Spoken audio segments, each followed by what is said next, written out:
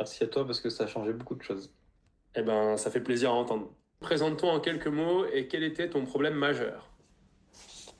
Bonjour, du coup moi c'est Alexandre, donc je suis développeur freelance, je suis papa de trois enfants et là ma problématique majeure c'était que je vais attaquer les travaux de ma maison et que physiquement j'étais pas du tout prêt à pouvoir encaisser ces travaux, donc il y avait un besoin vraiment de me remettre en forme, de reprendre en main un peu tout, sport, alimentation, donc de me sentir un peu moins fragile physiquement. Et pour ça, j'avais besoin d'être accompagné parce que ça faisait 6 mois que je me disais, il faut que j'aille courir, il faut que j'aille courir. J'arrivais pas du tout à déclencher le truc. Et j'avais aussi un petit surpoids que je traînais depuis longtemps et qu'il fallait éliminer. J'ai une régularité maintenant dans le sport. J'y vais 3-4 fois par semaine, même sur des courtes séances. Est-ce que tu as eu des remarques de la part de gens qui ont vu ta transformation physique?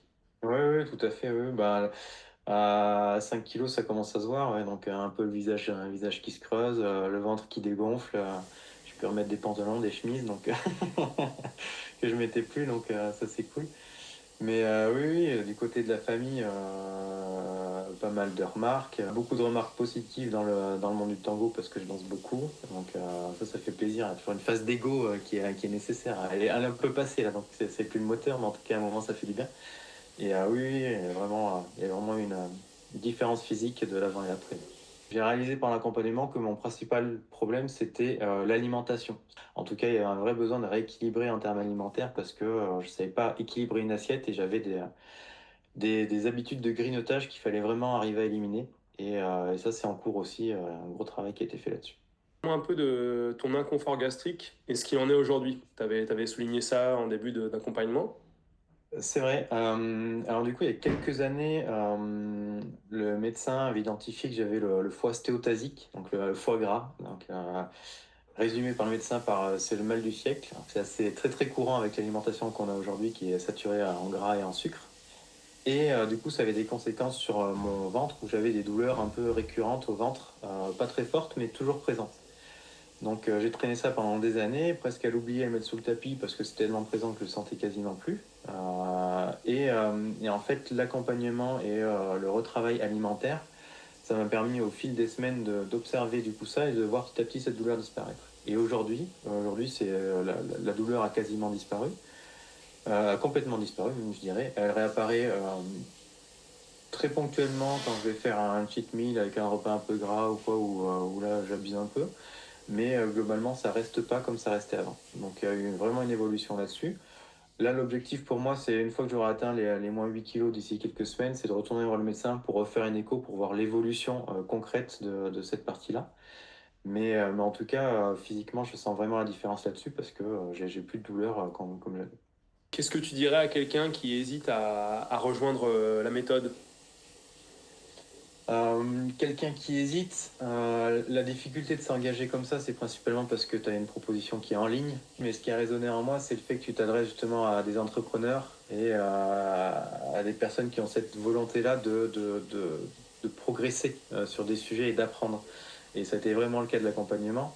Et c'est pour ça que ça a résonné que, en fait, moi, de mon côté, je me suis pas trop posé de questions. Ça aurait pu être un peu fou. On a discuté une fois sur un point de 3 quarts d'heure et puis j'ai dit, let's go, j'y vais. J'avais besoin d'accompagner.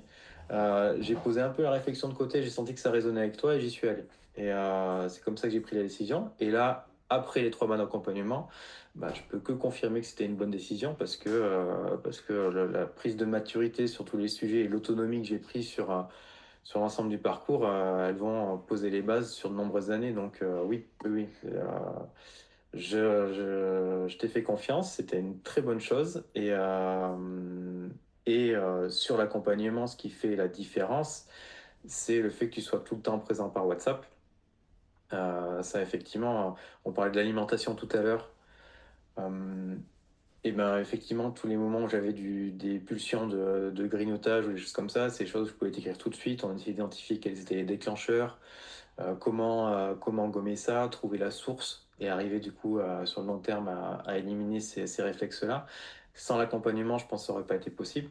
Enfin, en tout cas via WhatsApp. Et le fait que tu sois tout le temps présent, effectivement, c'est à la fois une preuve de confiance et un engagement fort de ta part d'être toujours présent là-dessus. Donc oui, oui, tout à fait. Merci à toi, ça fait plaisir. Et du coup, tu as vraiment bien senti aussi la la dimension prépa mentale. Parce que c'est vrai que parfois, pour certains, c'est un peu une nébuleuse.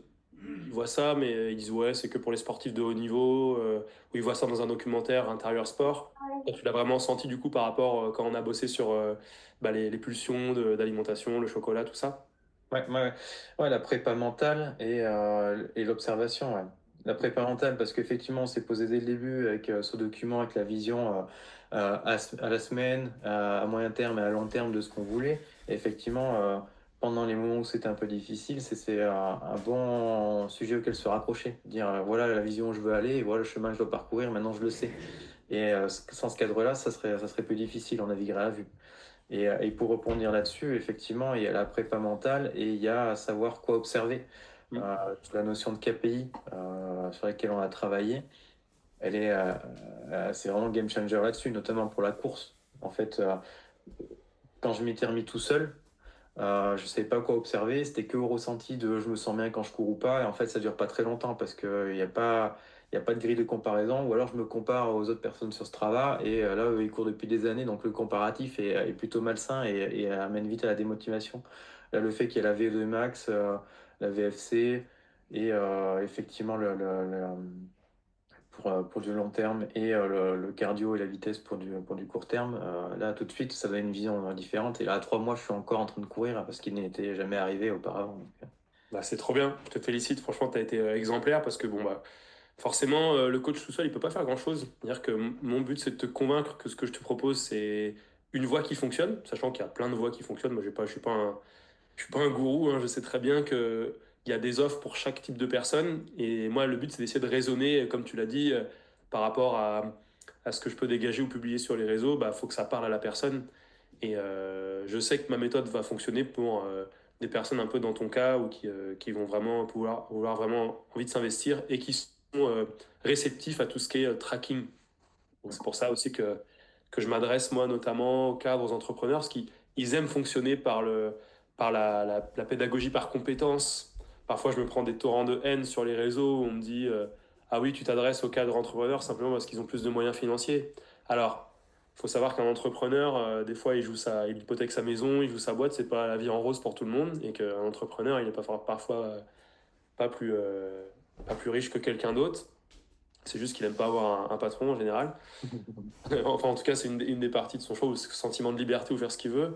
Mais voilà, moi, c'est surtout parce que je sais que ces personnes-là aiment traquer la donnée. Parce que quand tu es obligé de faire ta compta, de savoir si tu as progressé, et je me dis, bah, pourquoi pas le réintégrer dans ta propre vie, ton corps, et en fonction du temps que tu as. Et voilà, donc c'est ce qu'on a fait ensemble et qui a bien fonctionné. Donc je suis content. Ouais, alors on en avait discuté, mais un des discours qui avait eu le plus d'écho en moi que tu avais eu, c'était vous avez des KPI sur votre business, mais vous avez aucun KPI sur votre vie privée. Moi, ça fait complètement écho. Je me suis dit, effectivement, j'observe rien aujourd'hui, à part mon poids un peu de loin et que je veux pas trop voir parce que je suis en surpoids. Mais du moment où effectivement j'ai observé les bonnes choses et que je savais les lire, ça a changé la donne sur la mise en action que je pouvais avoir derrière, ça c'est sûr. Bon, bah super. Bah, qu'est-ce qu'on peut te souhaiter pour 2026, puisqu'on est encore à la fin de la période des vœux là? Des travaux de la maison qui se passent sans bobo, ça serait bien. Parce que tellement de gens qui m'ont dit au bout de 2 mois, je me suis cassé le dos. En fait, j'avais ça en tête. Je me suis dit, je veux pas tomber dans ce cas-là parce que c'est sûr que ça va m'arriver. Donc, renforcement musculaire et que j'arrive au bout de mes travaux sans pépin physique pour que tout avance au mieux et que je continue à avoir une forme physique et une VO2 max au top. Bah, merci infiniment, Alexandre. Puis moi, je te challenge, c'est que dans 3 mois, tu m'envoies la suite de tes indicateurs. Là, j'ai fait ça ce matin avec quelqu'un que j'ai accompagné. Il m'a envoyé un follow-up où ça continue, ça déroule. Et en tout cas, je te félicite et je te remercie de m'avoir fait confiance, tout simplement. Ouais, merci à toi parce que ça a changé beaucoup de choses. Eh ben, ça fait plaisir à entendre.